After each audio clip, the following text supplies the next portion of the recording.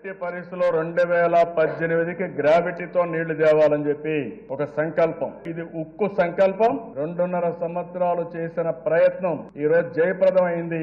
దీనికి నాకు ఎంతో ఆనందంగా ఉంది.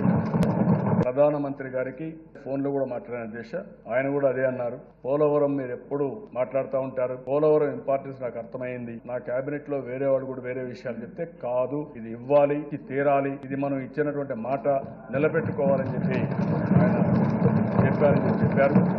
గట్టిగా అందరూ కూడా సమర్థించాల్సిందిగానే మనం పూర్తిగా అందరినీ కోరకుండా ఒక పూట తిండి పెడితే అన్నదాత సుఖీభావాన్ని ఆశీర్వదిస్తాం. అలాంటి శాశ్వతంగా కరువును నివారించే పోలవరం ప్రాజెక్టు వస్తే మీ చేతులు కూడా కదలలేదంటే, మీ మనసు కూడా రాలేదంటే, మీ ముఖంలో కలయిక కూడా లేవంటే ఏం చెప్పాలయా మిమ్మల్ని? ఇప్పుడు ఆ వెంకటరెడ్డి ఉన్నారు, ఇదిగొండ ప్రాజెక్టు పూర్తి చేస్తా, నేనే ప్రారంభించా, నేనే పూర్తి చేస్తా, ప్రకాశం జిల్లాను ఆదుకునే బాధ్యత కూడా తీసుకుంటా.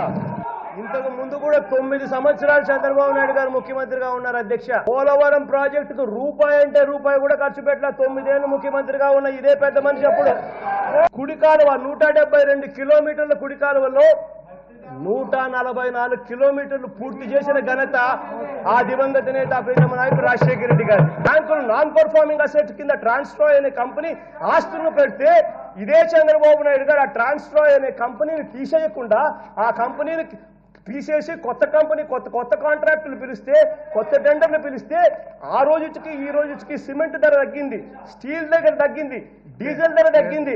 వాళ్ళని చంద్రబాబు నాయుడు గారిని ఒకటే అడుగుతా ఉన్న అధ్యక్ష, వాళ్ళ పార్లమెంట్ లో వాళ్ళు ప్రత్యేక హోదాను కూడా కలుపుతూ పోలవరం దగ్గర నుంచి మిగతాటివన్నీ కూడా కలుపుతూ అన్ని ఇస్తామని చెప్పి వాళ్ళు చెప్పినప్పుడు ఇవాళ వాళ్ళు అవి మాత్రమే ఇస్తున్నాము, అవి మాత్రమే మీకు ఇస్తున్నాము, ప్రత్యేక హోదాను మేము మీకు ఇవ్వడం లేదు అని చెప్పి, ఇవ్వబోవడం లేదు అని చెప్పి వాళ్ళు సంకేతాలు ఇస్తా ఉన్నప్పుడు ఇదే చంద్రబాబు నాయుడు గారు ఏమాదిరిగా ఎందుకు దాన్ని ప్రశ్నించుకోకుండా, ఎందుకు చంద్రబాబు నాయుడు గారు గమ్ముగా ఉండి ఇవాళ కృతజ్ఞతలు చెప్పడానికి ఎందుకు ముందుకు వస్తా ఉన్నాడు అని చెప్పి నేను అడుగుతా ఉన్నా ఇదే చంద్రబాబు నాయుడు గారు అధ్యక్ష.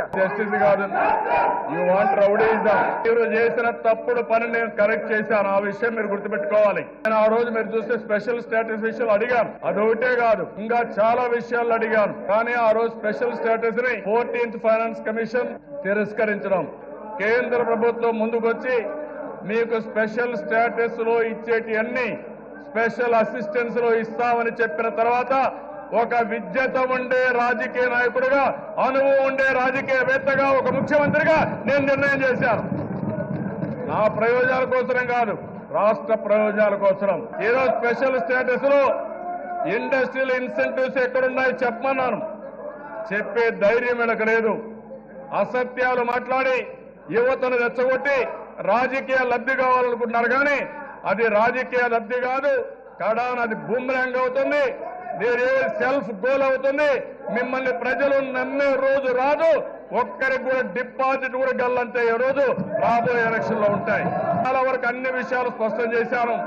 కాబట్టి ఈ తీర్మానాన్ని మీరు ఆమోదించవలసిందిగా నేను మిమ్మల్ని కోరుకుంటూ మరొక్కసారి ఈ సభ ద్వారా ఆంధ్రప్రదేశ్ రాష్ట్ర యొక్క ప్రజానీకం కేంద్రానికి మనస్ఫూర్తిగా ధన్యవాదాలు తెలియజేస్తాను. హాయ్ ఫ్రెండ్స్, మా టుడే టుమారో యూట్యూబ్ ఛానల్ చూసినందుకు చాలా సంతోషం. మీకు నచ్చితే లైక్ చేయండి, సబ్స్క్రైబ్ చేయండి, నచ్చకపోతే కామెంట్ చేయండి.